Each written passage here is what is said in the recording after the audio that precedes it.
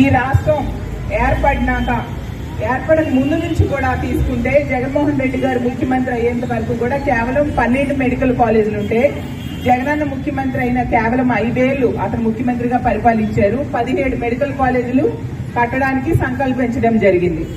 వాటిని చంద్రబాబు నాయుడు గారు ఇప్పుడు ముఖ్యమంత్రి అయ్యాక ఆ మెడికల్ కాలేజీల్లో 10 ప్రైవేటీకరణ చేయడానికి మననే టెండర్లు పిలవడం జరిగింది. దాన్ని మనందరం కూడా తీవ్రంగా వ్యతిరేకిస్తూ ఉన్నాం.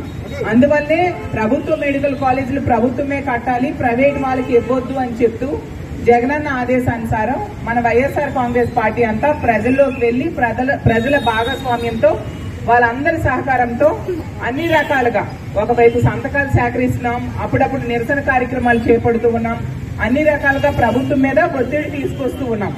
అసలు చంద్రబాబు నాయుడు గారు ఈ ప్రైవేటీకరణ చేయడానికి ముఖ్యమైన కారణం ఒకటే నాకు అర్థమవుతుంది. ఎందుకంటే అతను 3 సార్లు ముఖ్యమంత్రిగా గతంలో చేశారు. ఇది 4వ ముఖ్యమంత్రి అయి కూడా ఒక్క ప్రభుత్వ మెడికల్ కాలేజ్ కూడా అతను కట్టించలేదు, కనీసం ఆలోచన కూడా చేయలేదు. జగనన్న ఒకేసారి ముఖ్యమంత్రి అయ్యారు.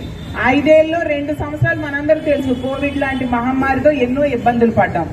అయినా కూడా కేవలం 3 సంవత్సరాలు మిగిలితే అందులో 5 మెడికల్ కాలేజీలు కట్టేసి ప్రారంభించేయడం కూడా అయింది.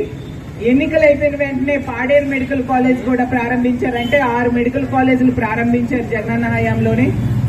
అయితే చంద్రబాబు నాయుడు గారికి అర్థమైంది, జగన్మోహన్ రెడ్డి గారికి మెడికల్ కాలేజీలు కట్టడం వల్ల చాలా మంచి పేరు వస్తుంది, అందువల్ల ఈర్ష్యతో ద్వేషంతో ఈ విధంగా వీటన్నిటిని ప్రైవేట్ పరం చేసేద్దామని ఆలోచించి ఈ విధంగా టెండర్లు పిలిచిన పరిస్థితి మనం చూసాం.